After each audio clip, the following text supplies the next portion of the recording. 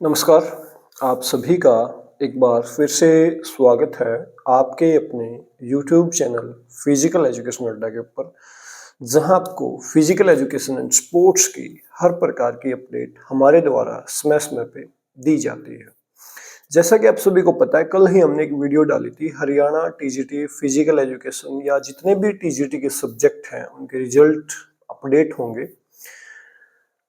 तो वो तो जैसे ही पीडीएफ आई मैंने जनरल इन्फॉर्मेशन शेयर कर दी, लेकिन उसके बाद बहुत सारे क्वेश्चंस मेरे खुद के दिमाग में भी आए और वाया व्हाट्सएप के द्वारा भी आए, कुछ कमेंट्स भी आए हुए थे। बच्चों को बहुत सारा कन्फ्यूजन यहाँ पे क्रिएट हो गया है।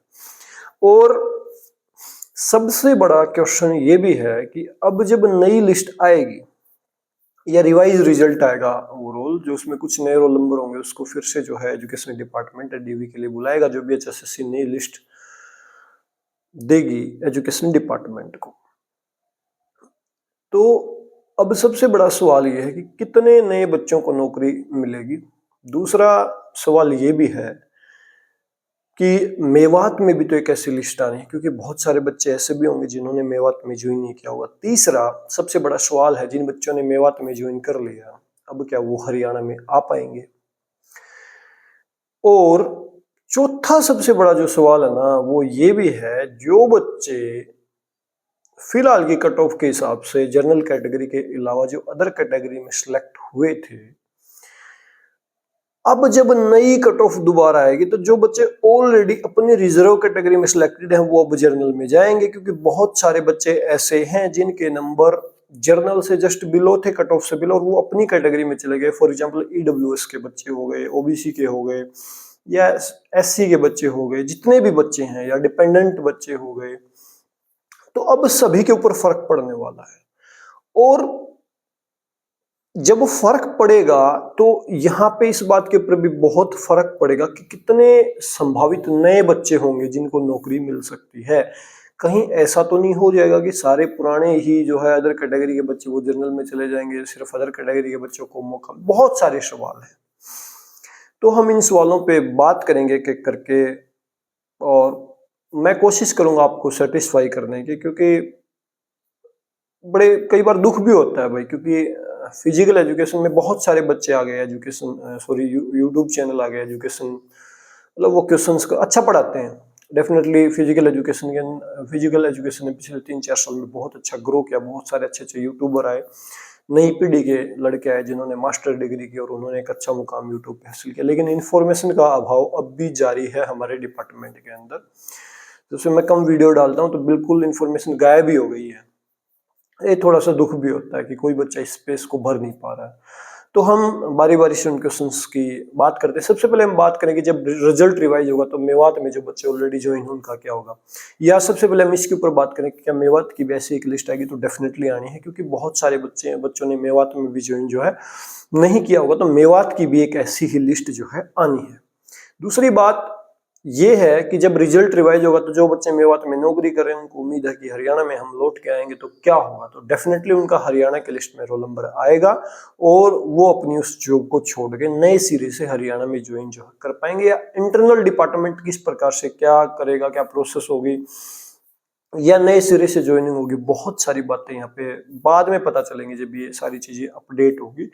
क्योंकि ये इंटरनल मामला डिपार्टमेंट का, आप डायरेक्टली छोड़ के आओगे या डिपार्टमेंट कैसे भेजेगा, क्योंकि बहुत सारे समस्या होती है। या छोड़ के आने का ऑप्शन होगा तो भी आप आ सकते हो, क्योंकि आपने फॉर्म अलग अलग भरे थे, तो डेफिनेटली आपके पास ये भी शायद ऑप्शन हो कि आप छोड़ के आ सकते हैं। तीसरा, अब मेरे दिमाग से क्वेश्चन स्किप हो गए, मैंने तीसरा, जब रिजल्ट रिवाइज होगा, जो बच्चे अदर कैटेगरी में सिलेक्टेड है और अब जर्नल की कट ऑफ जब नीचे आएगी, तो सबसे पहले अधिकार उसका होगा सीक्वेंस के हिसाब से, मेरिट के हिसाब से। जितनी भी बिलो, मतलब 1 क्वेश्चन, 2 क्वेश्चन, 4 क्वेश्चन जितनी भी आएगी, वो चाहे सिलेक्टेड बच्चे हों चाहे अनसिलेक्टेड बच्चे हों, वो पक्का ही जो है ऊपर जाने वाले हैं नंबरों के हिसाब से। जो आपकी दोबारा से मेरिट लिस्ट बनेगी और वहां पे जो है आप जो है ऊपर चले जाए। अपनी कैटेगरी में सिलेक्टेड है तो डेफिनेटली आप जनरल में काउंट होंगे, और आपकी कैटेगरी में जो आपकी सीट खाली होगी वहां पे आपकी ही कैटेगरी का जो बच्चा सिलेक्ट नहीं हो पाया था उनको वहां पे मौका मिलेगा। अब इसके अलावा फोर्थ क्वेश्चन मेरे दिमाग से स्किप हो गया, मेरे को पता नहीं ध्यान आएगा नहीं, क्योंकि चीजें स्किप हो जाती हैं कई बार, उसके लिए मैं माफी चाहूंगा। चौथा, एक मैंने 1 साल पहले वीडियो डाली थी कि ऐसे ऐसे रिजल्ट आएगा, 10% की वेटिंग आएगी, और अगर 10% की वेटिंग आती है तो रिजल्ट रिवाइज नहीं होगा। बट आप HSSC का धन्यवाद बोल सकते हैं यहाँ पे कि HSSC ने ऐसी कोई रिस्क नहीं ली। अगर वो वेटिंग दे देते साथ के साथ तो डेफिनेटली 178 बच्चों के पोस्टें खाली चली जाती, क्योंकि वेटिंग तो 50 बच्चों की रहती। तो HSSC को भी शायद आभास रहा होगा या सरकार को आभास रहा होगा कि चीजें आगे किस प्रकार से घटने वाली हैं, तो वहां पे सरकार ने किसी प्रकार की वेटिंग नहीं दी। अब नए बच्चों को कितना मौका मिलेगा, तो डेफिनेटली मेरे को लगता है कि 100 के लगभग जो है नए बच्चे पक्का ही नौकरी लगने वाले हैं, मेवात और हरियाणा को मिला के।